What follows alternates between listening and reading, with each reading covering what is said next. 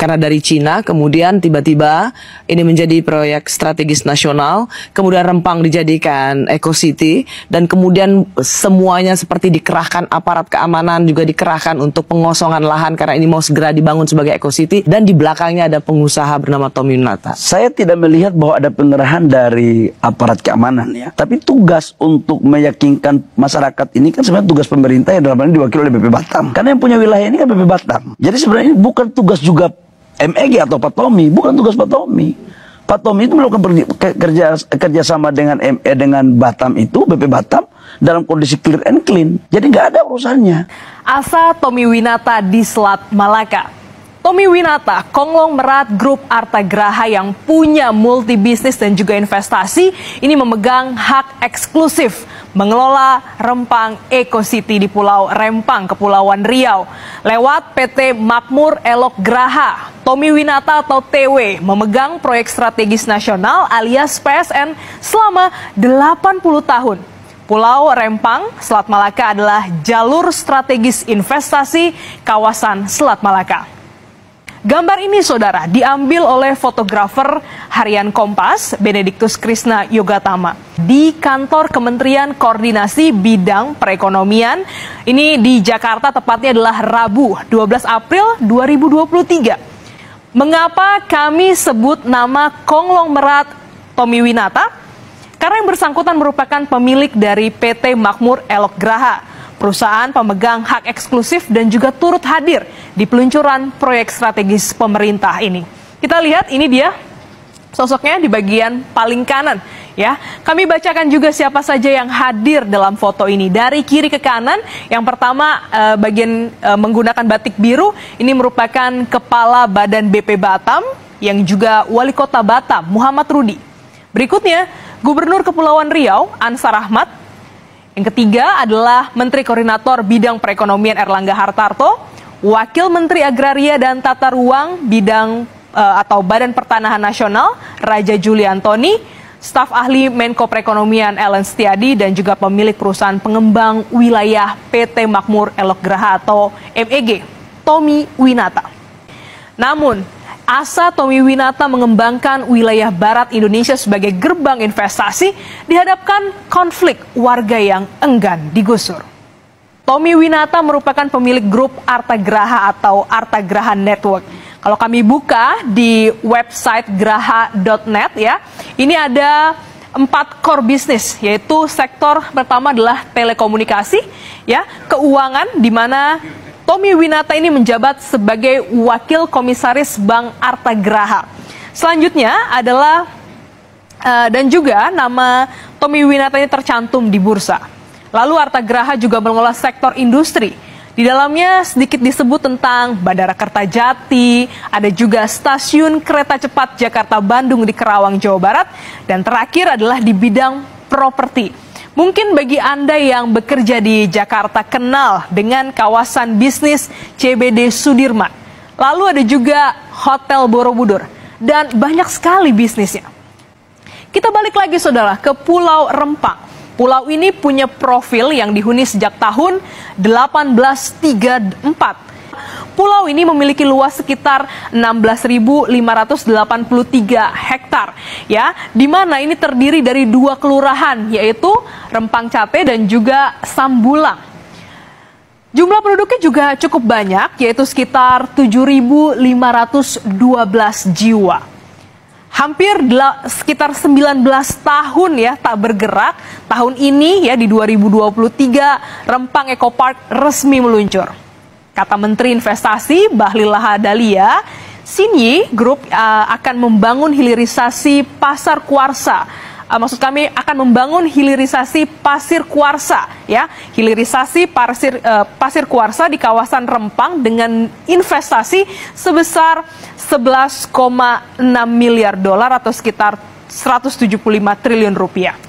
Karena investor datang dengan uang yang besar, ya, sudah pasti proyek harus berjalan dan masyarakat akan direlokasi.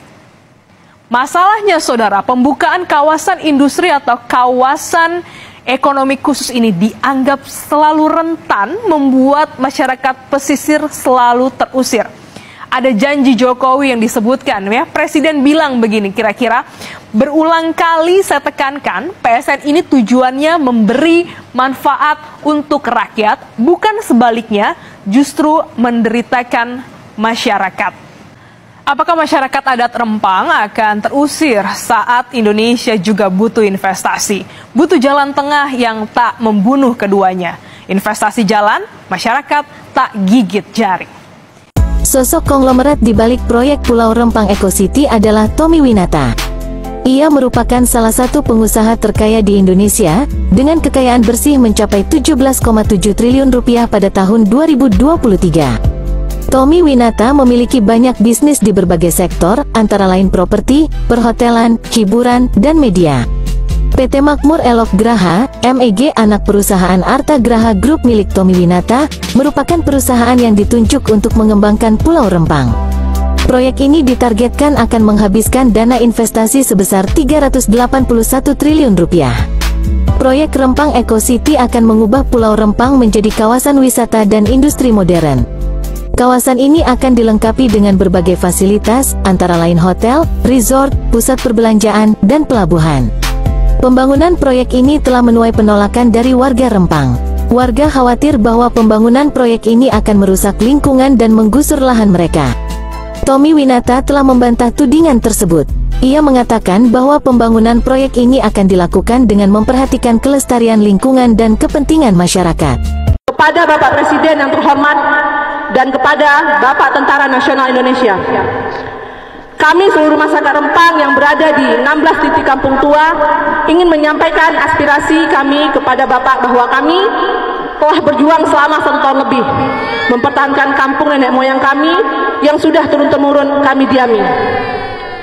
Tempat di mana temuni kami ditanam, dan kami tidak mau kehilangan ruang hidup kami di Pulau Rempang. Bagi kami di sini tempat di mana tempat kami hidup, dan di sini jugalah tempat kami mati. Pada hari ini kami semua masyarakat Rempang tetap meminta kepada Bapak Presiden dan Bapak TNI, hentikanlah pergusuran di Pulau Rempang. Tolak PSN Rempang Eco City. Tolak perampasan tanah dan wilayah. Tolak relokasi. Hidup perempuan yang melawan. Wassalamualaikum warahmatullahi wabarakatuh.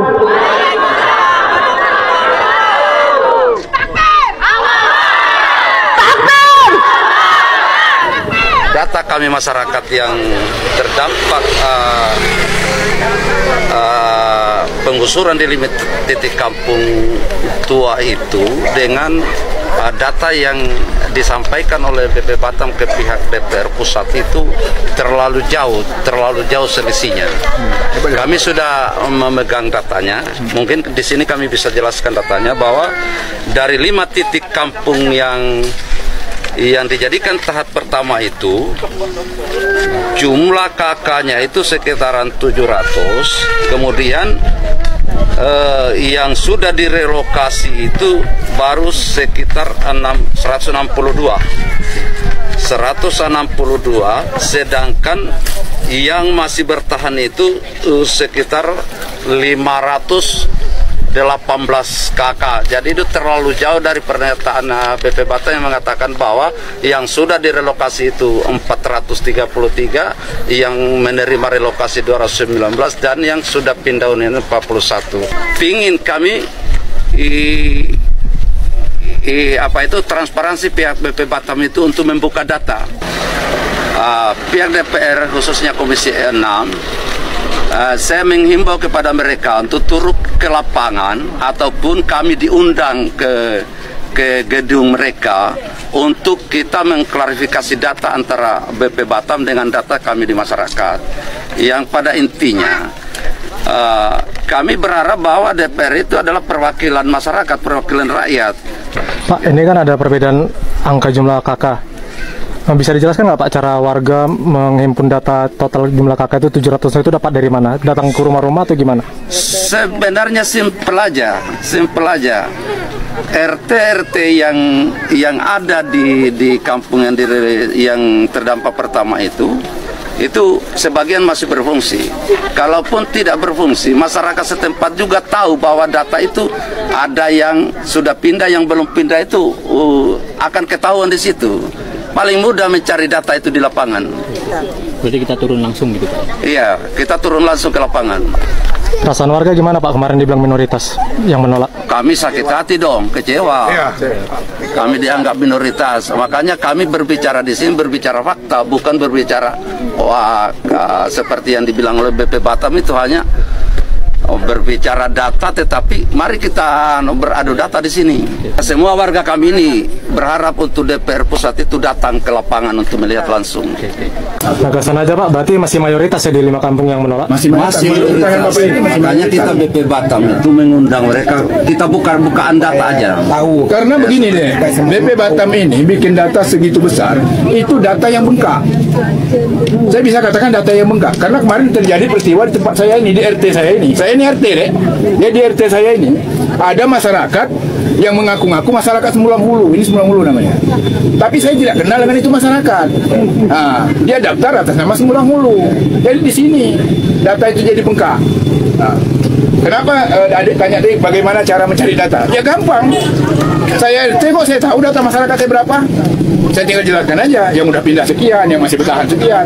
BP Batam tahu apa di sana? Presiden dia nggak tahu data masyarakat, kecuali RT. Mati, melahir, RT semua tahu.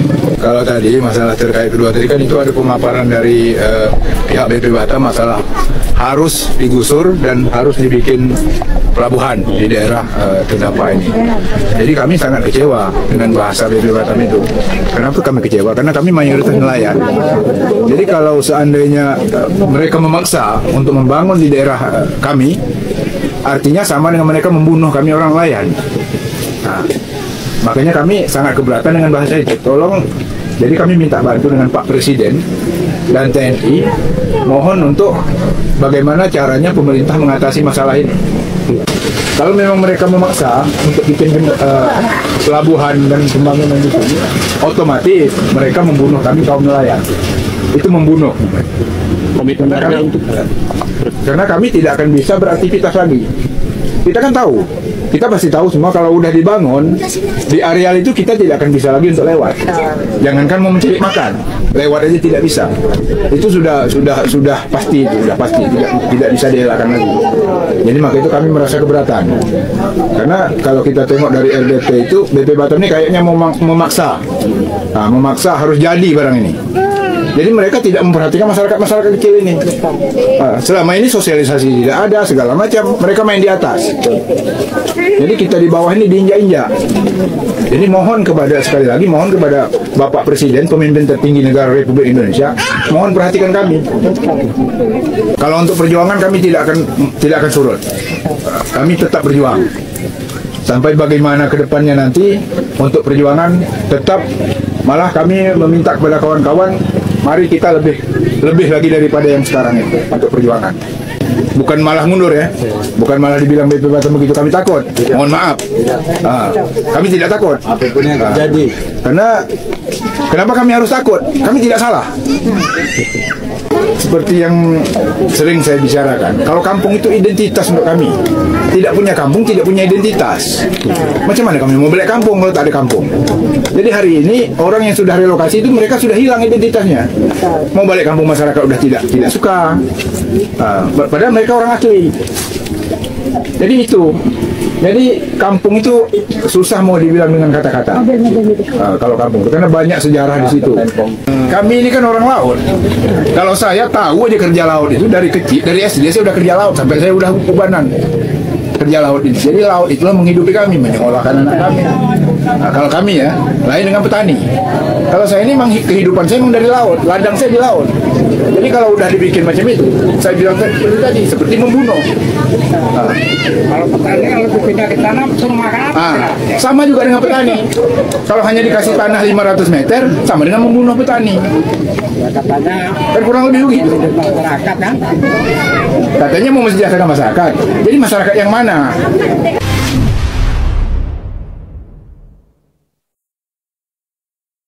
Sudah 1 tahun Bapak, orang tua saya tidak pernah tidur dengan tenang. Kami tidur di bawah tekanan rakyat. Kami tidak pernah tidur dengan tenang di bawah kepemimpinan kalian. Kapan kalian akan sadar? Kami hanya ingin keadilan di sini, Bapak. Kami tidak butuh solusi kalian pembangunan tentang rumah apapun itu. Kami hanya butuh mempertahankan tanah kami, rumah kami, kehidupan kami, Pak. Disitulah kehidupan kami. Kami hanya hidup dari nelayan, petani. Apakah sanggup bapak-bapak semua di sini untuk menindas kami? Sanggup lagi itu. Bisa kalian semua hidup dengan tenang, tidur dengan nyenyak, makan dengan enak. Kami ditindas, diteror.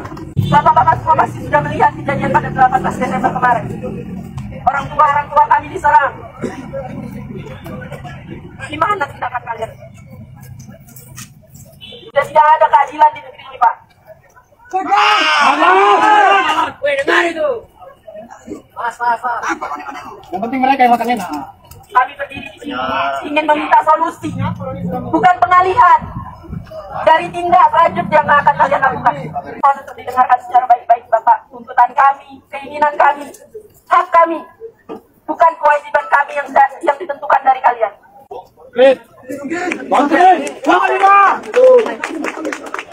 Posisi nama mereka, bagaimana keadaan mereka di sana? Ya, mereka tak bisa tidur dengan tenang, mereka tidak bilang tadi kan, makannya tidak enak. Pasca kejadian lagi tuh.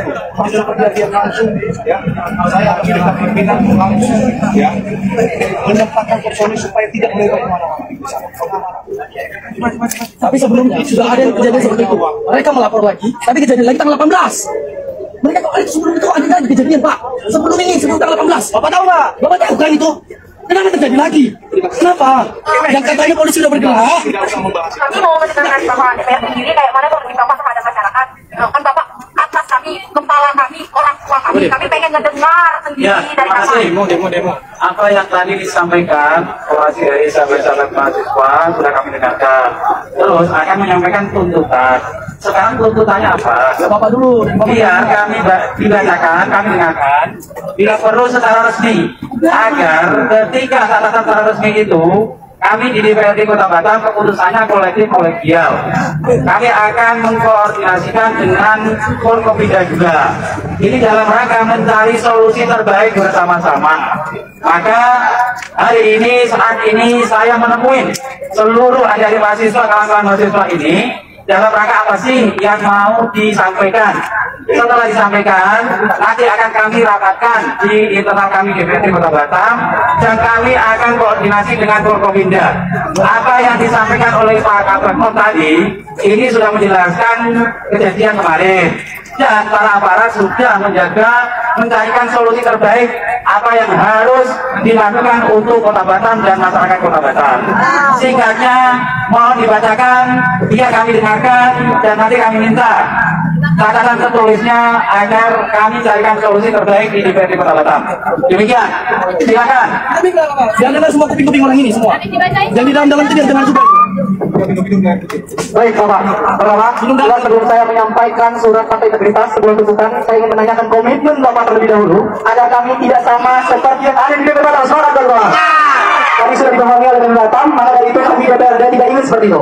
Komitmen Bapak terkait dari tuntutan yang akan disampaikan, apa yang akan Bapak lakukan? Apakah Bapak langsung kabur ke ruangan Bapak, atau Bapak tetap mengeksekusi dan mendatangkan yang berdasarkan dari rasionalitas yang Bapak punya?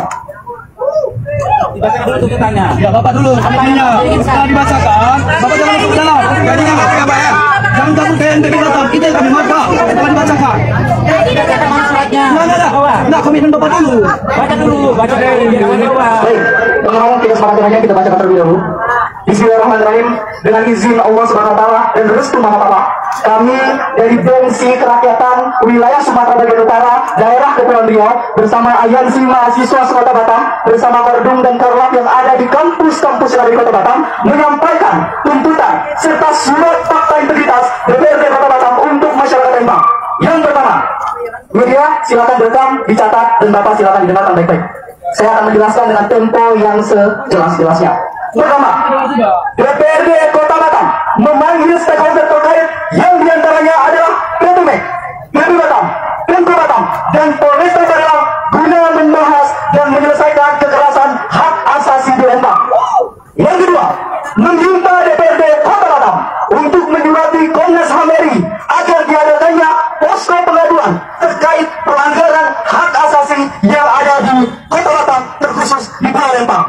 Yang ketiga, DPRD Kota Batam memanggil, memeriksa, dan memberhentikan camat dan lurah Gelang melalui pemerintah Kota Batam yang dinilai berpihak kepada PT MEK.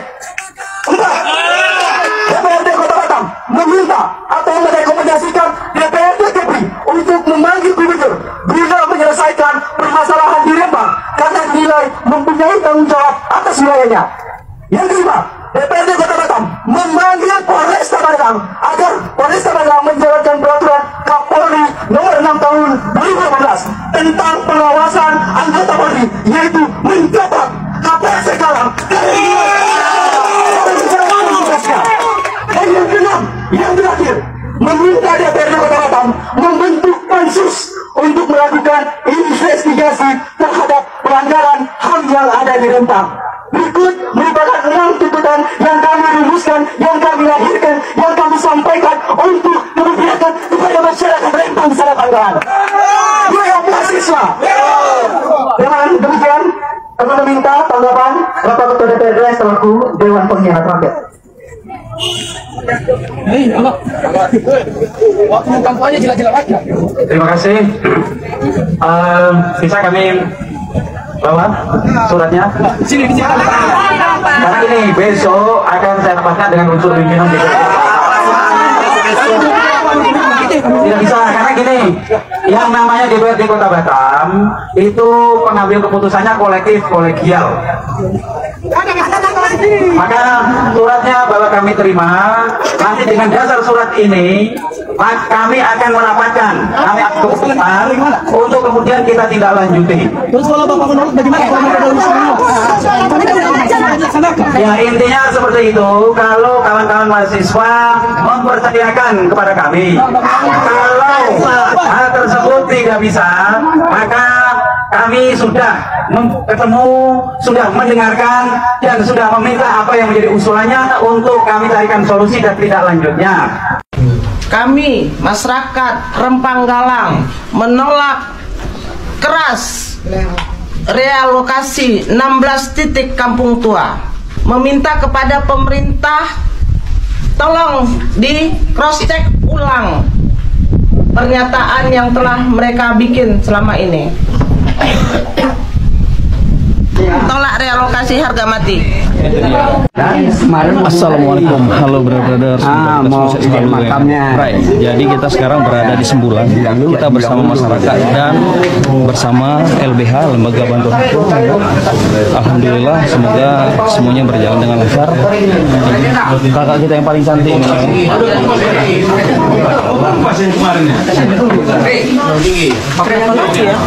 Jadi macam mana nih Kak hari ini?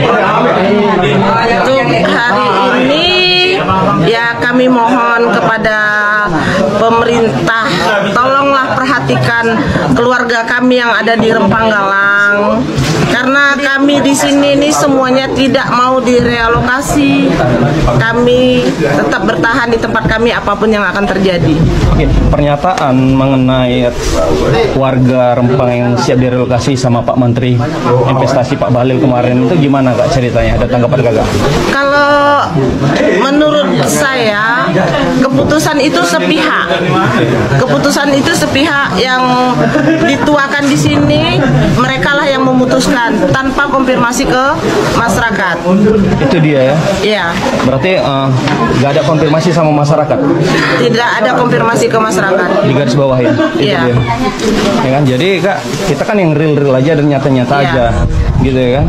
Tadi mau disampaikan lagi kakakku? Kalau permohonan kami mohon kepada keluarga kami yang ada senusantara, bantu kami masyarakat Rempang Galang. Turun kalian semua ke sini. Baik itu dari lembaga bantuan hukum, masyarakat, bantu kami. Kami saat sekarang benar-benar nggak tahu harus berbuat apa kami masyarakat di sini. Siap. Oke, Kak, apa benar kemarin Pak Menteri Investasi Pak Bahlil itu sudah bertemu dengan ribuan warga. Bisa kakak jelaskan nggak? Kalau bertemu dengan ribuan warga tidak ada, tapi kalau puluhan warga ada. Karena saya juga ada salah satunya di sana. Tetapi yang kami kesalkan di sini, warga tidak bisa bertanya langsung dan mengucapkan apa keberatan kami di sini. Dia tidak mendengarkan apapun keluhan warga. Iya. Siap, salam sehat selalu untuk kakakku yang paling cantik di Rempang. Bismillah, semoga apa yang diinginkan masyarakat Rempang berjalan dengan lancar. Tolak relokasi. Tolak relokasi harga mati.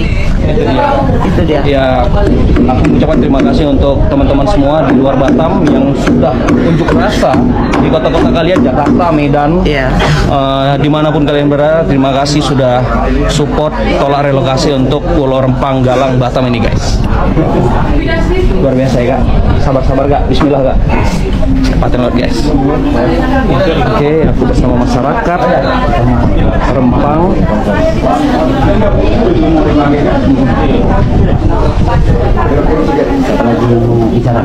Ibu-ibu yang terdampak langsung juga. Oke brother, aku sekarang bersama brother kita. Abang dari mana ini ya bang? Apa ya? Dari mana bang? Ya, kita Lembaga Bantuan Hukum Pekanbaru ya, di bawah naungan Yayasan Lembaga Bantuan Hukum Indonesia.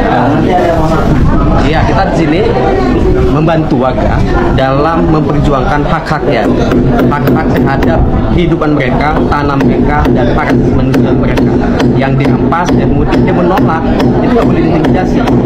Nah, itu kan melanggar hukum tuh. Thank you bang. Sip. Jadi bang, pendapat abang mengenai pertemuan dengan Pak Menteri kemarin yang sebagian masyarakat bersedia untuk relokasi itu gimana sih bang? Ya, pertama itu kan hak ya. Kita nggak bisa mewakili mereka juga ngomongnya, karena kita sebagai kuasa hukum tentu siapa yang menjadi klien kita, itu adalah itu yang kita lindungi. Ketika dia memang sudah hak dia seperti itu, yang kita hormatin. Nggak boleh dimusuhin juga. Kadang nggak boleh dimusuhin, karena kita ini keluarga. Mau yang menerima atau tidak keluarga, jadi nggak boleh ada pemecahan di dalam situasi ini.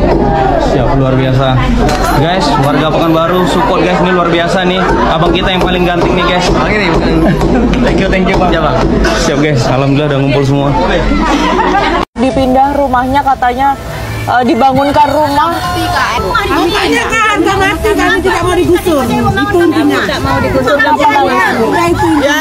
Ibu kenapa nangis, apa yang dirasain? Saya sendiri kampung halaman saya sendiri. Kampung kami di kampung kami tak mau keluar, tak mau kami.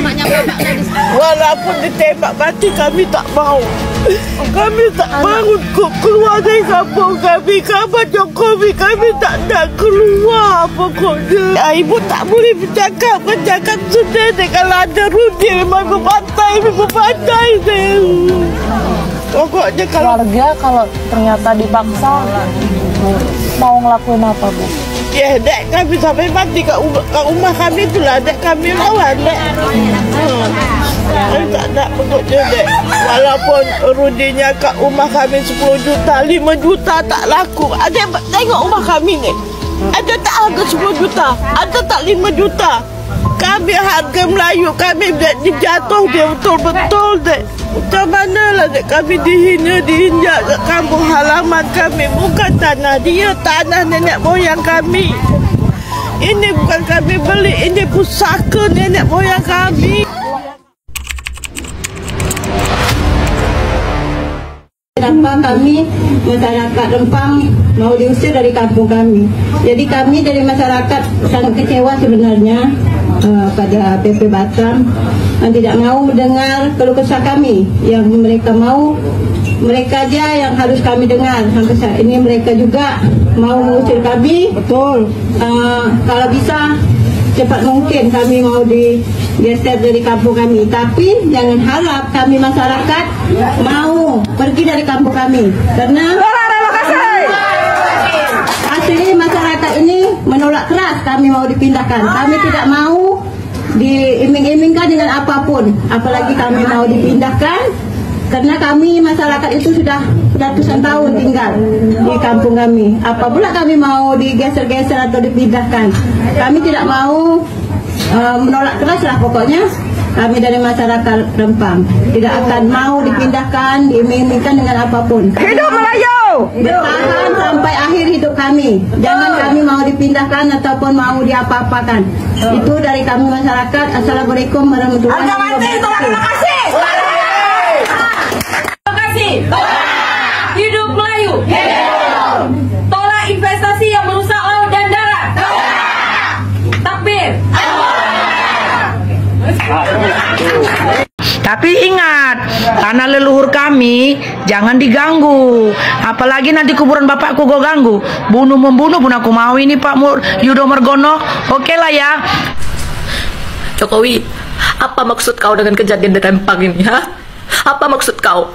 Taruhlah ya HGU itu dikeluarkan tahun 2001. Kenapa sampai harus sekarang direalisasikan? Kenapa harus sekarang direalisasikan? Kenapa? Kenapa kau yang sanggup merealisasikan itu? Kenapa? Karena hutang udah sangat banyak di tangan kau nih. Kalau hutang udah banyak, kenapa orang Riau pula yang harus menanggungnya? Kau mau jual aja lah Solo tuh sekalian. Ikhlas kami. Enak aja kau saudara-saudara kami yang kau gitu kan. Kau Puan, tahu kau Puan? Atuk kau yang kau bangga-banggakan tuh, tahu kau ingat pesan dia? Apa katanya dulu? Biarkan kekayaan negara Indonesia ini tersimpan sampai anak cucu kita yang sanggup untuk mengolahnya. Apa yang kau bangga-banggakan dari bapak, dari atuk kau tuh, kalau pesan dia aja tak bisa kau cancamkan? Apa? Memang mama kau tuh ya Puan ya, memang biang rusuh tahu kau, memang biang rusuh kau tuh mama kau tuh. Memang kerja dari dulu jual dulu simpanan dan linggitan tuh udah dilepaskannya tahu. Berkampanye lah si Jokowi ini untuk mengambil kembali. Mana tai, yang ada malah tambah lepas lagi, tambah lagi kekacauan. Kau ingat pesan bapak kau tuh, pesan atuk kau tuh, kalau kau memang ya kau cinta, memang ya kau jangan nama-nama dia aja kau jual. Kau ingat pesan dia tuh, kau ingat. Gali aman den, kecek den. Baru ingat aku ya soal prestasi si Jokowi nih waktu jadi wali kota Solo tuh apa yang bikin nama dia sampai naik kayak gini nih. Itu kalau nggak salah itu dia berhasil merelokasi pasar dengan aman. Jadi nggak ada perlawanan kayak gitu dari dari ya warga pasar kayak gitulah gitu kan. Nah ini pula mau dicobakannya ke wilayah Sumatera kayak gini kan. Asal kau tahu aja Jokowi ya, Sumatera ini nggak sama dengan Jawa gitu. Asal kau tahu aja, jangankan pulau yang mau kau relokasi, pasar aja yang mau kau relokasi di Sumatera ini nggak sama kayak di Jawa tuh, yang orang Jawa tuh yang enggeh gitu aja. Orang Sumatera ini kalau nggak suka deh Jokowi ya, dia ngamuk. Asal kau tahu ya, jangankan pulau lagi, satu pulau mau kau relokasi, pasar aja kau relokasi, ngamuk tahu kau. Jangan kau sama-samakan, nggak sama orang apa nih, tahu kau kan gelar orang Sumatera nih apa di Jawa nih kan. Sosialisasi terhadap masyarakat yang akan direlokasi, karena tanah yang ada saat ini adalah tanah milik otoritas BP Batam, sehingga mau tidak mau pada saat itu dibutuhkan maka harus diserahkan. Kapolri punya otak nggak? Kalau punya ngapain nggak dipakai? Nanti dibilang bodoh marah, ya kan? Kalau nggak punya hati itu terserah lah. Memang banyaknya sekarang manusia dajjal. Tapi kalau nggak punya otak, kayak mana nggak punya otak? Coba lagi mana mesti jadi pejabat, jadi jenderal kalau otak tuh nggak ada, ya kan? Asal sembarangan aja ngomong saya nak jidat, ya. Mereka tuh Pak di sana tuh nenek moyangnya tinggal sejak tahun 1720. Ya, Indonesia ini merdeka tahun 1945. BP Batam itu berdirinya kapan? Ya, kalau saya tengok di Google itu tahun 1971. Ya, jadi gimana mungkin itu tuh punya BP Batam? Jadi BP Batam ini ada sah gitu, tiba-tiba dia langsung bisa menguasai tanah warga gitu. Ya, Pak, mereka tuh penduduk asli di sana, paham nggak? Nanti dibilang bodoh, marah, dibilangin ujaran kebencian, dibilangin apa? Tapi kalian menjabat nggak pakai otak. Kalau nggak pakai hati, ya udah gentleman aja bilang ini tanah udah kami jual kepada asing melalui HGU, HGB apalah itu belau. Bilang aja, kalian pergilah sana, kami ini pengkhianat bangsa. Pergi kalian dari sana nih, ini tanah udah kami jual sama asing. Bilang aja kayak gitu, gentleman aja. Masalah hukumnya juga supaya diingat, banyak orang yang tidak tahu tanah itu, Pulau Rempang itu, sudah diberikan haknya oleh negara kepada sebuah perusahaan, entitas perusahaan untuk digunakan dalam hak guna usaha. Itu Pulau Rempang. Itu tahun 2001-2002. Komentar Menko Polhukam tentang tanah di Pulau Rempang. Niat negara untuk merampas tanah ini mulai nampak ketika Kementerian Kehutanan menetapkan Pulau Rempang sebagai hutan buru pada 1986. Seolah-olah di dalam pulau tersebut tidak ada kampung dan penduduk. Perjanjian antara Pemkot Batam, Otorita Batam, dan Makmur Elok Graha mencakup hak guna bangunan. Hak kelola lahan juga ada di sini dengan masa 30 tahun. Mereka bisa memperpanjang hak tersebut selama 20 dan 30 tahun.